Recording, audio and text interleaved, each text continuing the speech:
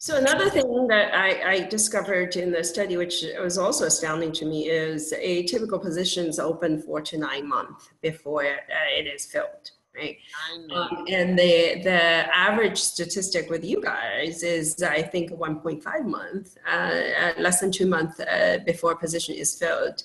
Obviously, you have full-time recruiters and serving specific industry, so you have SMEs, and those are your advantages. But what else do you do I mean, if there's a lack of talent, and there's a lack of talent out there for you as well as for the hiring managers. So what do you do differently to have such a drastic reduction of the length of time the job's open?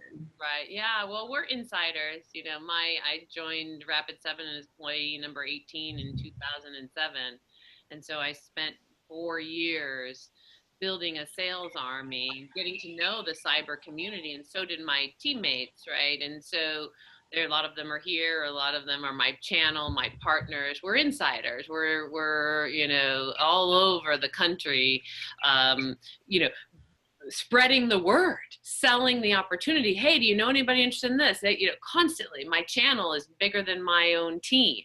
And so, because we're insiders, because we speak the language, because we understand the pain, we have a high success rate, and referrals and references come to us constantly. Really love what we do. We care about people. People feel it really quickly. We're a group of folks that, funded by ourselves, so we get to really care, if you know what I mean. So those two things together are really the difference as to why we can fill a job in a month and a half. We can spread the word throughout the ecosystem very quickly. And because we speak the language, we can say exactly who we're looking for. We're looking for this type of person. Here's what they're probably doing today. Not a title, but what they're doing. So it's those two things. So another thing I noticed in the data that you gave me, which is has over 80 positions that you guys had filled in the last 18 months or so, I saw that less than 10% of the positions were filled with female candidates, right? And it's about the same statistic as average number of women in the industry, which is around 10-11%. So is that typical, for your practice when you look across the different positions that you fill? And you've been at this for 2 years at this particular firm, but you did recruiting before as well. Has that changed over the years? Do you see harder to recruit women or easier? Well, yeah, so September will be 3 years. September 2017 is 3 years for us, and I haven't seen any change other than less women, meaning it's the reason I founded brainbabe.org, was to really participate in sending the message of train the brain. It's about, instead of making women booth babes, let's train them, and that's how Brain Babe came about. And that firm is now launching into specifically working to not just bridge the gap by bringing more women in, but also bridge the gap of retaining them. Because what we're seeing, Chenxi, and I know you know these statistics, is that they're leaving just as fast as they're coming in. And so I want to stop both of those things.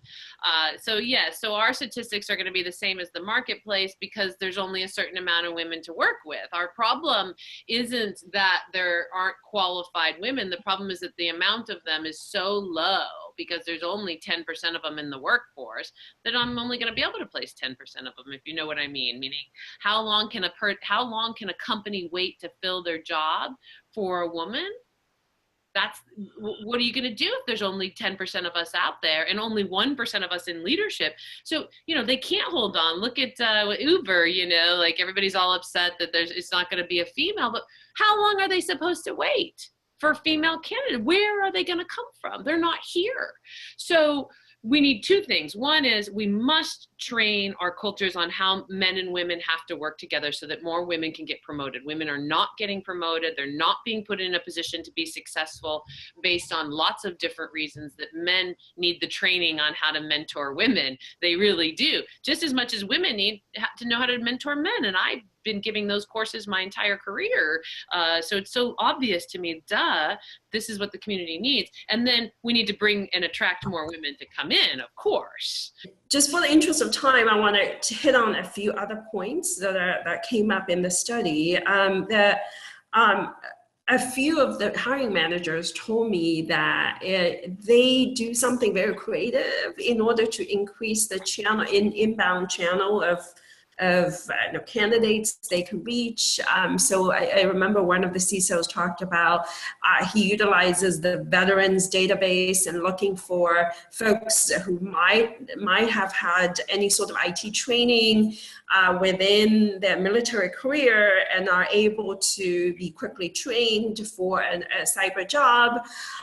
And he felt really good about it because not only you give our veterans a channel to succeed, and also he gets to dip into a pool of candidates that others don't necessarily look, right? And there are other examples of that. And I hope that you can maybe elaborate a little bit on some of the creative practices that you have seen that are successful so others can learn from it. Yeah, sure. So the veterans database, or working with your local state government for veterans programs, we've done a great job in most states at having really cool programs, is definitely a place to go. I mean, CyberSN and the internet started in the government, right? And so, there's lots of talent that comes from there. Outside of that, number two is the willingness to train. We're in a shortage. We don't have enough people. So I am constantly encouraging organizations to take folks that are more junior and be willing to put them through into the training that will make them successful. And the retention rates are greater, not to mention. Oh, absolutely. Yeah. One CISO told me that when he dipped into a channel where it's not like laden with so many people have so many years experience, and he took the bright young people and he trained them, and he said you can't believe the loyalty they have towards you. Right? Yes, and we're and finishing a year of a really cool study with one of our clients that has CyberSN contractors that are juniors. They have either school experience or 3 months of some sort of a program, and then we put them into the client security operations center, and we're training them, our SMEs, as well as they're doing what they can do on the training side, and we're finding, in fact, I was just talking to one of the leaders this morning about how happy he is at the progress and what these juniors are doing in the security operations center. Now it's the only way. We don't have enough people. We must be willing to train, and we also must be willing to understand that people can do things that they haven't done before. If there's 35 jobs, well, they're adjacent to each other.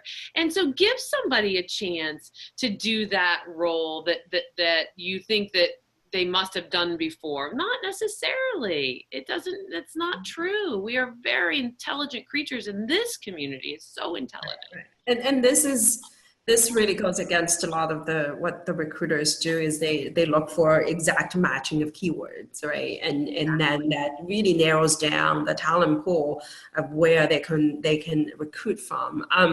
So speaking of which, right? So one of the things that you recommend is to make your workplace more appealing is really going broad on what kind of talents you're looking for and focus on the fundamental capabilities rather than some superfluous keywords.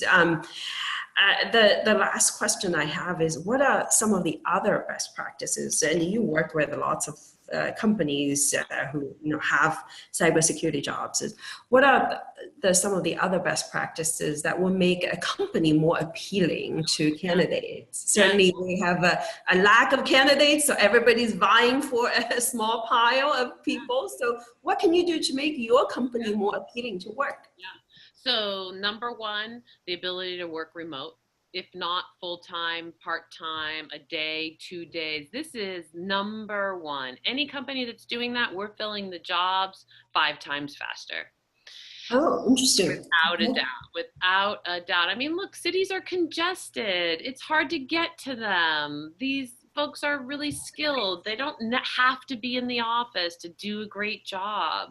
So those, not only are we filling the jobs faster, there's more retention. And I'm starting to track the difference of retention for folks that have that option versus the folks that don't, as I want to provide that data. I think that's a really interesting data point. Yeah. Yeah, totally. And number two is particularly the security operations centers. I've seen the Panama shift. I don't know if you've heard of it. I think it's one of the best things ever that's happened to security operations centers, because look, they're emergency workers. They're like doctors and their staff and everything that makes it run.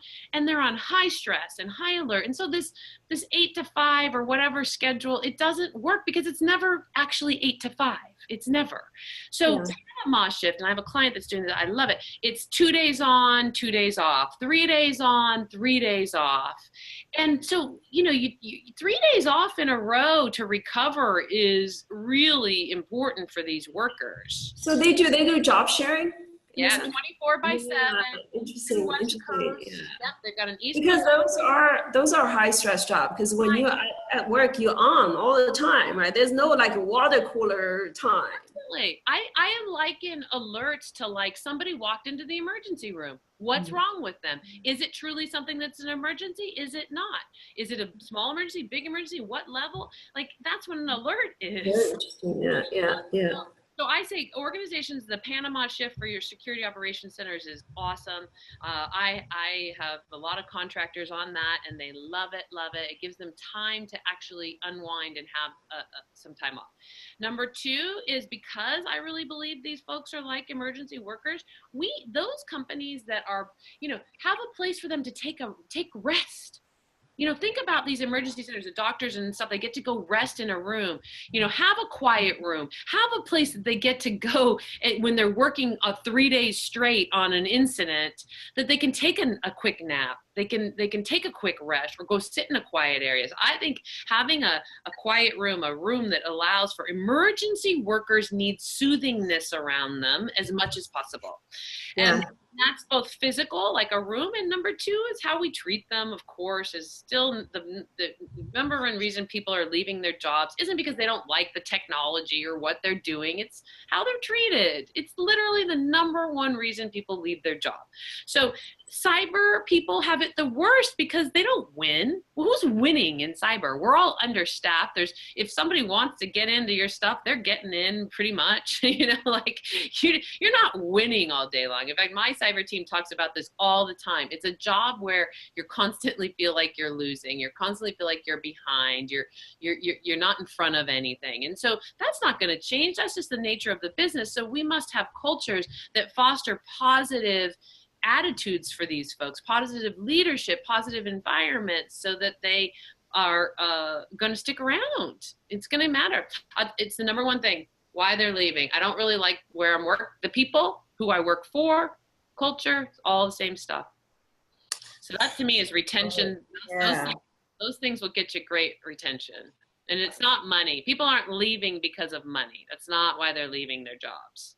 Those are great advice, Deidre. So support for remote working, job sharing for stressful SOC analyst positions, and provide a place to unwind and rest at work. And also there are a lot of others we also uncovered through the study which are things like, career path and equal opportunity for advancement and all those. I think, but I think the three you pointed out here that I really haven't seen it elsewhere. And I love to see the data of retention for positions that offer remote working option versus others.